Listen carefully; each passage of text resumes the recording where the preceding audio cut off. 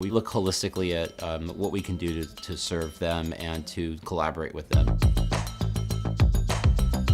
Our collaboration with the startups mainly consists of the workshops we have. They really have a lot of opportunity. I'm helping them sort of think about, where there's real tangible business opportunity. To understand a bit more of business requirements of our potential customers. We see a huge perspective for location, for navigation, for augmented reality. They are simply the best. We meet regularly, virtually. The value of this program is to identify early on opportunities for partnerships. We all said, well, this is really an interesting company. It is inspiring, and I think the best part has been the possibility to talk with the experts on site. A lot of the work is going into understanding the edge compute model.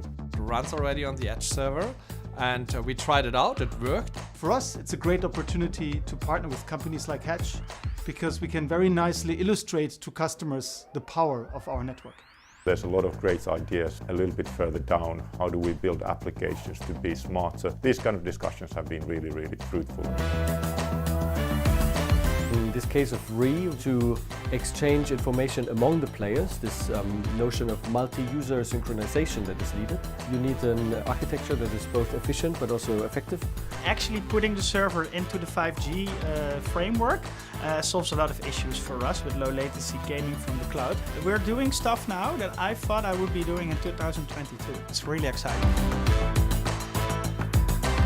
Every week we have a touch point to discuss the progress and to see where they are and to give them feedback. And a big benefit of such a prototyping program that we're running here, it onboards opinions and expertise from outside our corporation.